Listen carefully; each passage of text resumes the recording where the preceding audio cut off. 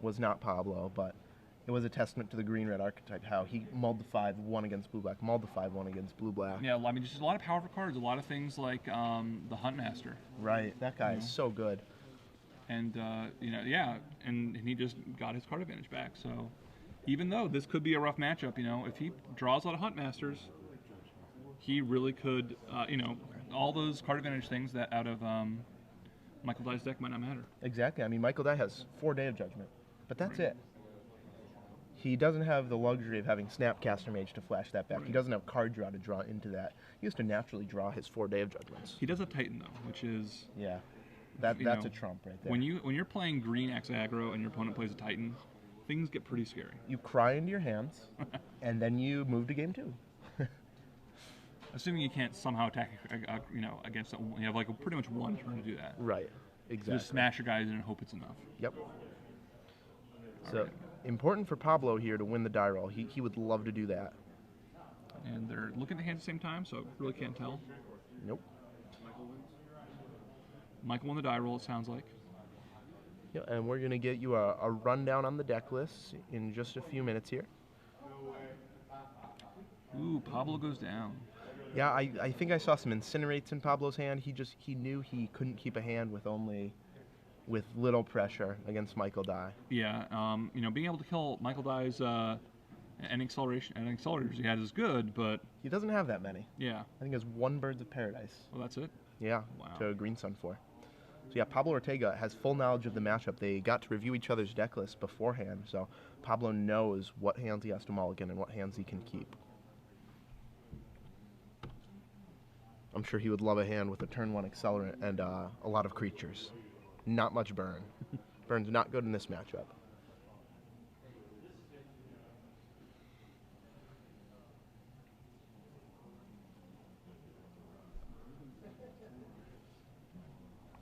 Only one of these players will move on to the finals. Only one has the chance to become your Star City Dallas Open champion. Standard champion. Standard champion. Either one could still become a Dallas champion. That's true. We're going to give away 4 championships today. Draft Open 1, Draft Open 2, Standard Legacy.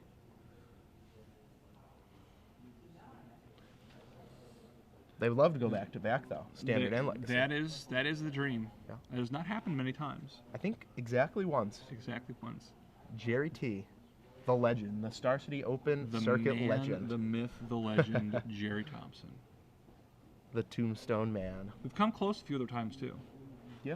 Yep. A lot of people have top 8'd both days. I know there's at least one person who won one and finals the next, but I think you're right. I think Jerry is the only person to actually get both. He had to settle for second in the Legacy Open. That's tough, Only taking first and second in the 2 biggest tournaments of the weekend. I think no matter what, you can say it's a pretty successful weekend. Not bad. Not too bad.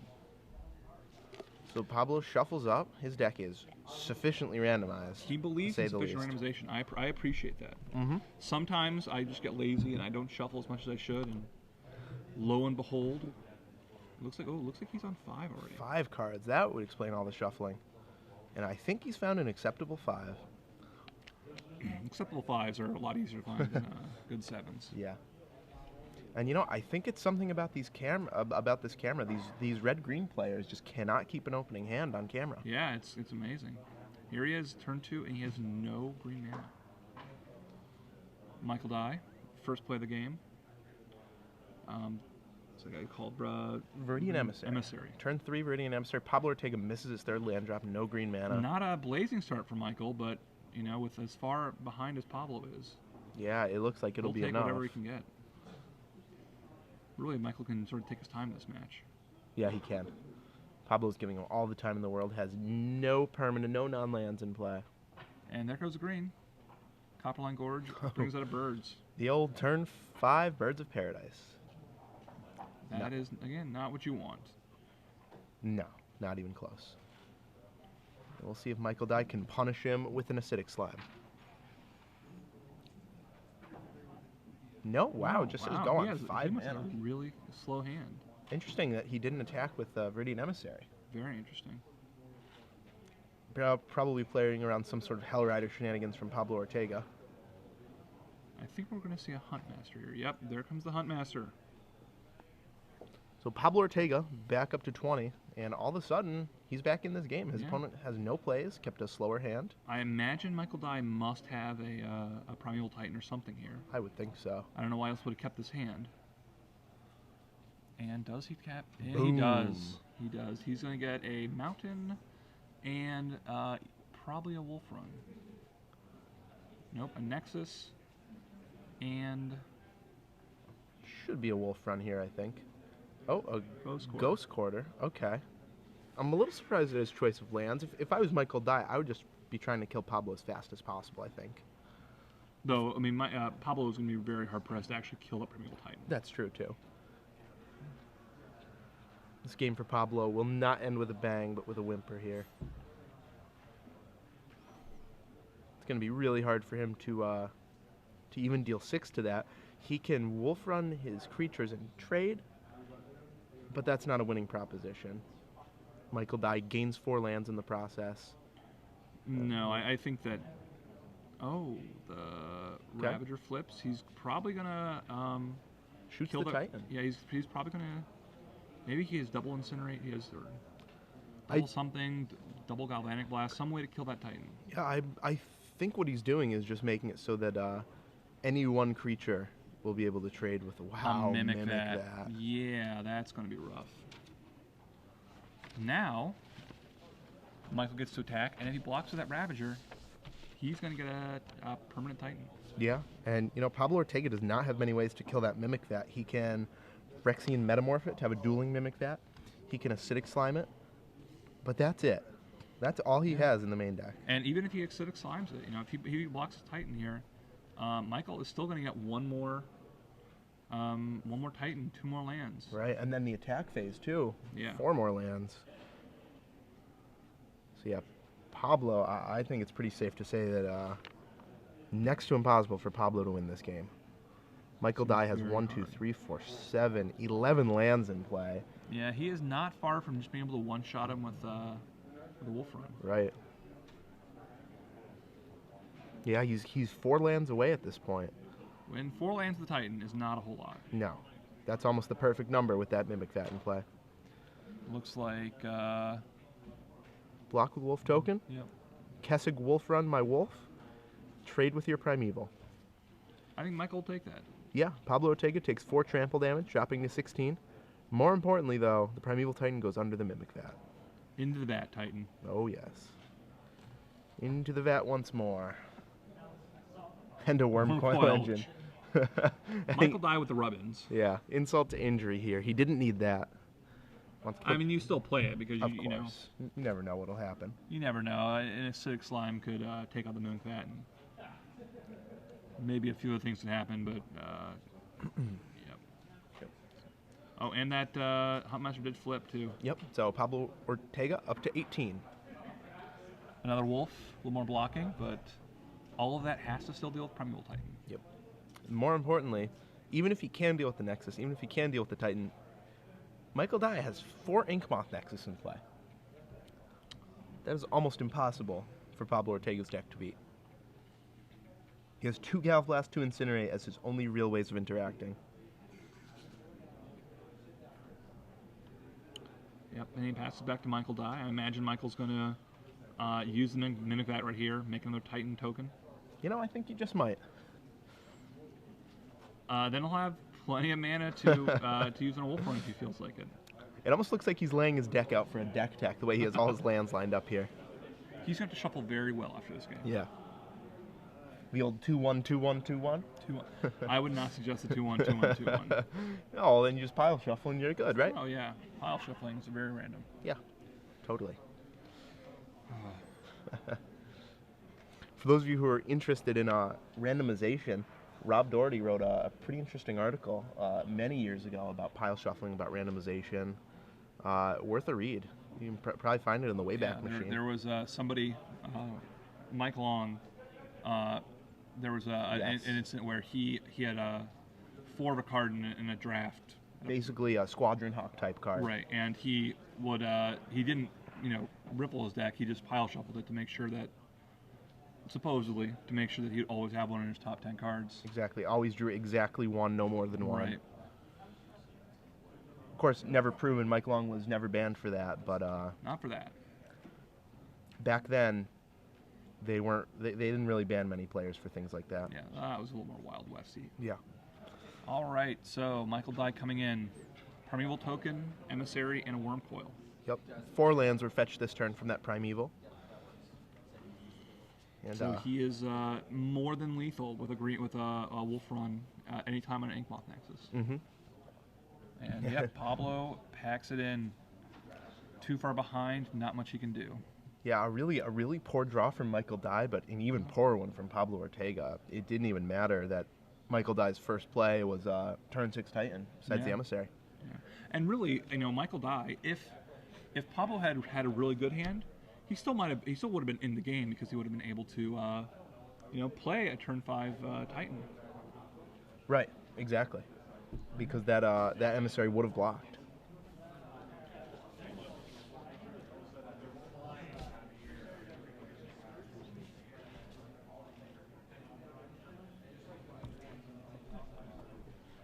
So looking ahead to the sideboards here, let's see what we have. All right, so we have Michael Dye again. He is playing green-white ramp, and so in his sideboard he has another Mimic Bat, a Thrun, 2 Ancient Grudges, an Autumn Veil, 4 Timely Reinforcements, Naturalized and Surgicals. I have to think that Timely is going to come in right now. That seems like a pretty good card in this matchup. A lot of these other cards, Thrun's not bad, but I don't know that you want to actually bring that in. I think you just stick with that Timely Reinforcements for maybe he's got a Red Sun Zenith that might not be doing a whole lot. Karn Liberated seems a little high end. Yeah, definitely a little slow. We're going to look at sideboards in a couple minutes, but for right now, we actually have a trivia question for you guys. So if you're unfamiliar with how this works, here it is. I'm going to ask you guys a question. Now, you can tweet in with an answer. It has to be the correct answer, and you have to use the hashtag SCGPremium. You can address it to SCG Live, over there. You can address it to me. You can address it to Sam if you want, but you have to use the hashtag SCGPremium. And if you do, if you get the right answer, we will randomly select one of the right answers to win 6 free months of Star City Premium. You don't have to have an account. If you don't, we'll make one. We'll give you 6 free months. And if you have an account, yep. we'll tack it on. We'll add it to your account. If you already have premium, you get 6 more months. Right, exactly. So here's the question. You have until the end of this match to answer. The question is, of the archetypes in the top 8, only one deck was represented twice. What was this deck? So tweet in your answer with the hashtag SCGPremium. The deck's had a few different cards, but right. I think overall, same overriding archetype. I think we can call it the same archetype. Yes. So, with these sideboards, yeah, I definitely agree with you that Karn is just way too slow against Pablo If you're getting Ortega. to that point, you just don't need it anymore. Right, you've probably already won. And and I think the other card, at least Red Sun Zenith, is not particularly good in this matchup. It gives you a way to kill Wolf or Hunt Masters, but I don't know that you really need that. No, I don't think you're really worried about the Hunt Masters. I don't think that Michael Dye needs to 1-for-1 here. I think he's instead just looking to stay alive until he can go big. Go big or go home. What do you think of Timely Reinforcements? Yeah, I think that's the card you bring in. Would you bring in all 4? I think you bring in all 4. I Wow. mean, I think the only way that he loses this matchup is if he dies before he gets to cast his big spells, and Timely Reinforcements certainly is the card you want to stop that. And plus, with Pablo having Hunt Master, that gets him life. Right. So it gets him life, it gets him more creatures, so it makes Timely even more likely to actually go off. Yeah, assuming your opponent has cast a Hunt Master, almost definitely it'll be with both modes enabled. So yeah, I could definitely see him bringing in all 4. How about Naturalize? Let's see. I don't know about Naturalize. Like, he already has. We have to assume that Pablo has swords somewhere. Right. Even though he didn't see any swords. He knows the deck list, and looks like Pablo has 3 War and Peace, 1 Feast and Famine. So. And those are the only targets. Yeah, those are the only targets, and he only has another. He doesn't have any more Feast and Famines to actually bring in.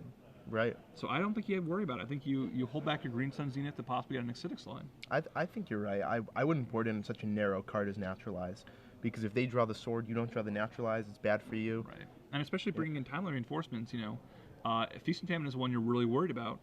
And those timely reinforcement tokens are pretty good at blocking Feast and Famine. That's true, too. So Pablo. Looking at Pablo's sideboard, the card that jumps out to me is Traitorous Blood. Yeah. That card is amazing versus any Primeval Titan deck. I agree. The way he's going to win this game is getting a fast start. Michael Dye is going to cast the turn 4, 5, or 6 Primeval Titan, and Pablo is going to Traitorous Blood it. Yep. I'll take that, he says. Yep. I'll search up my Wolf Friend, too. That seems like his best plan, and those will definitely come in. Yeah, for sure. I have to imagine, well, we might see some Surgicals, we might not.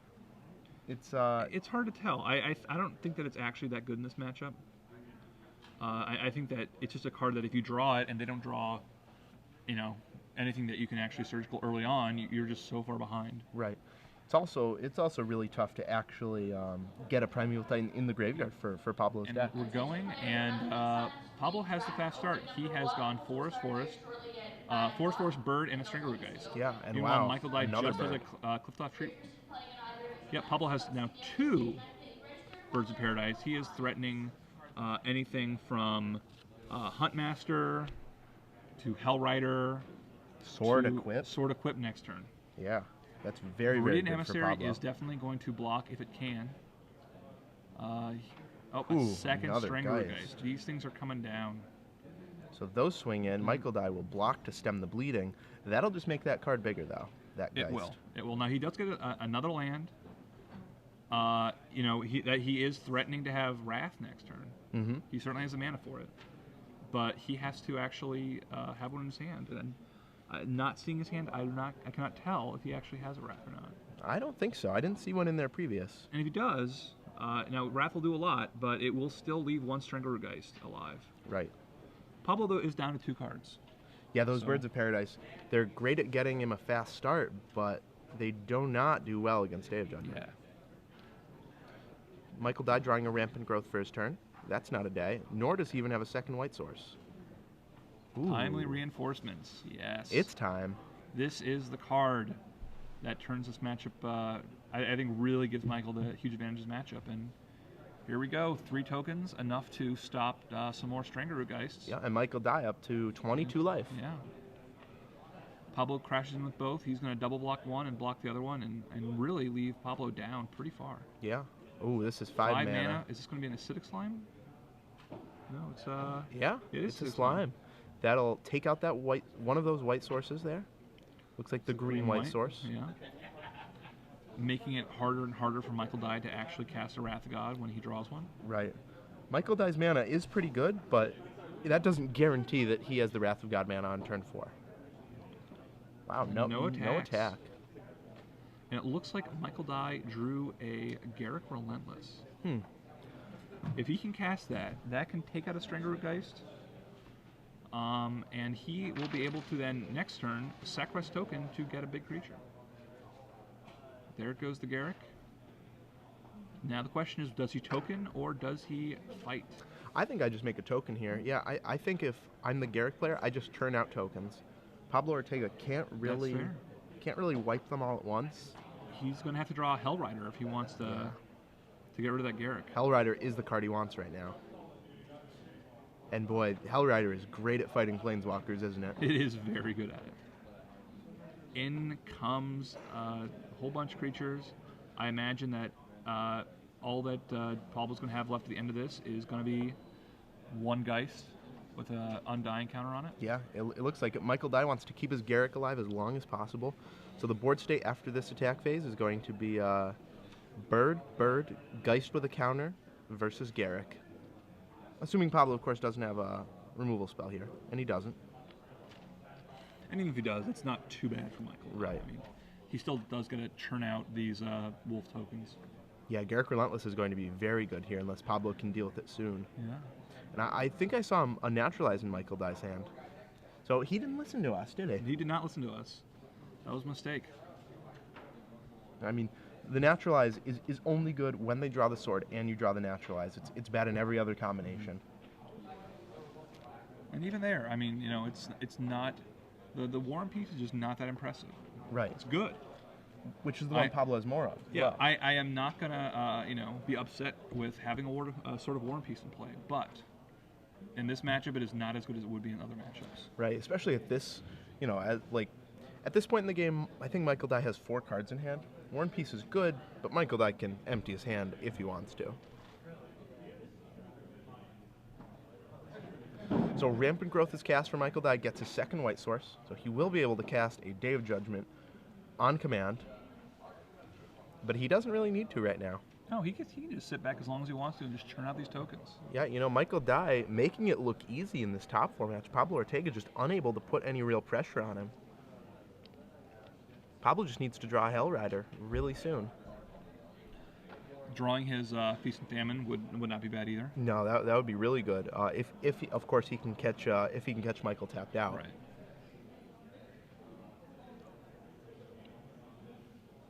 And it looks like Michael Dye finishes shuffling up and passes the turn. I think they might be having a conversation with the table judge right now. Oh, but they've resolved it.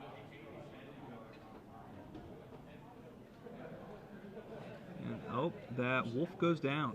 As does the Garrick Relentless, it looks like. Unless, of course, Michael Dye has something here. Looking through his list, though, he doesn't have many instants he can cast. Yeah. Yep, Garrick and down. There they go down. Garrick, though, did a lot of work. It traded with multiple creatures and Garrick the Galvanic saved class. a lot of damage. Right. That's a better way to put it. Yeah. Michael is at a very healthy life total, and out comes Primeval. Yeah, it puts the Primeval Titan from the top of his deck directly into play. And he'll go search up the lands. He'll start this fun process. Now, barring a Traitorous Blood, Pablo does not have a lot of ways to deal with that Titan right now. No, I mean, even Traitorous Blood with Michael Dye at 22 life, a very, very healthy 22. It does something, but it's going to crash in, take Michael down, or actually Michael still will be at double digits. Yeah. If a Traitorous Blood happens, but he's at least lower. He could have a doubles play to kill it. He could have Green Sun for 4. 4? I'm not sure what 4 does for him. I think it might get a Hell Rider. It might get I can't get a Hell Rider. It might get a Huntmaster or a Thrun, but yeah, nothing that's going to deal with that Primeval Titan. No, nothing in Pablo Ortega's deck is as big as that Titan, and it's not even really close. Right. He can block and kill it next turn. Right, but that's not going to do it. It'll have already gotten 4 lands. He's going to lose a lot of cards over that. So they shuffle each other's decks. Pablo Ortega has no real choice but to pass the turn back. Up to 22, both players at 22. Pablo Ortega with a lot more permanence, but that one Titan just dominates the battlefield.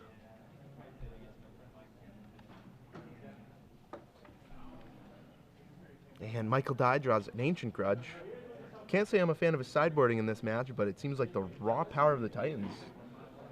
It doesn't matter how many cards he has that don't do anything right now. And in it comes. We will see how Pablo blocks this. Maybe you just have to take it. Hope to draw something. I think if he blocks, he has no shot. If he takes it, he can at least Traitorous Blood at some point. He can, if he has a Galvanic Blast in play, he can protect himself from those Inkmoth Nexuses. Right. At least one of them. And he does have a few ways to... He can doubles play to just kill the Titan. Yeah, he can. That would be a great draw for him. Also gives him a way to kill a second Titan. Right. Though we know that if he had that, he would have played it last turn. Right. We'll see how Michael Dye... Michael Dye now has all the manas. And what is he gonna? He's got a hand, so he's gonna keep casting things. Yeah, he's not gonna be wolf running this turn. Could wow. Be a Day of Judgment. Day of Judgment wipes the board. Everything goes away, except Michael Dye. He seems to be left with a few manlands there. He does a few manlands. Now, would you have played a Day right there? I guess the Huntmaster's flipping. He doesn't cast anything else, and so that could be a problem. With Pablo out of gas, I don't think it's unreasonable to play the Day. especially since Michael Dye seems to have this game on lockdown. Yeah. And Michael Dye didn't side out the Karn, and he just drew it. So he has so many great options. He can do anything he wants right now. I think he has another Titan. He has a Karn. We'll see what he chooses. Looks like the Karn. Yep. Boom. +4. Pablo Ortega out of cards. 6 lands in play. Forest under that Karn. He needs to draw Hellrider to have any shot right here. And even then, I'm not even sure what Hellrider does. No, it'll knock Karn down a little bit, but Michael Dye gets to next turn +4 Karn again. Make sure he doesn't have a little Galvanic Blast, and then go crazy with Wolf Run on a Inkmoth Nexus. Yep, Pablo Ortega's turn consisted of putting Kessig Wolf Run from the top of his deck into play, and that's it. So unless Michael Dye messes up on extreme order of magnitude, he will be moving on to the finals. Yep, and he is just casting a Titan. That's it. Nothing much, just a Titan. Not bothering with the whole Inkmoth plan. No. Gets more lands, trying to build up to that magic number of 14.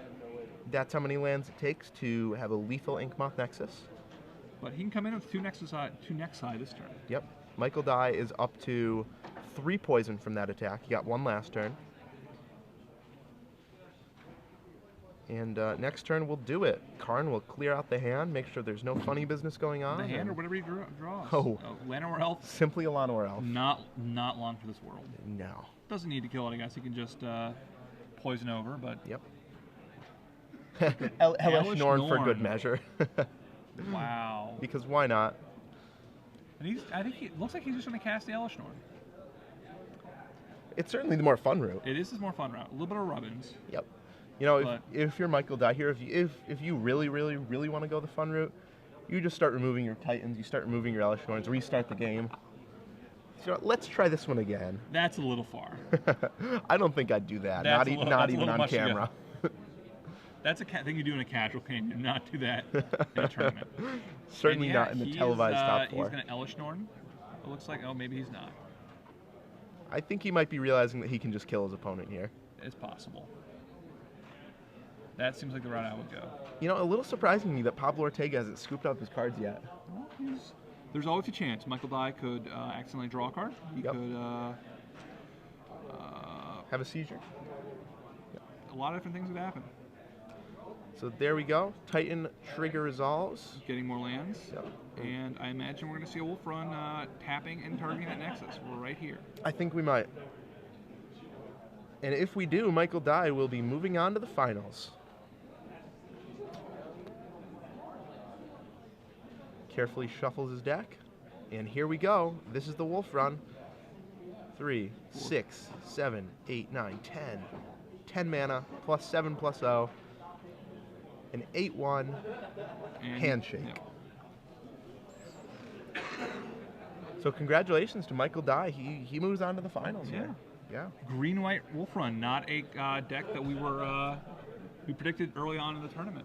No, it had some popularity around the last Invitational in Charlotte. It had some popularity around Worlds, but it really dropped off the face of the earth here. Comes back in a big way. Michael Dye in the finals of the tournament.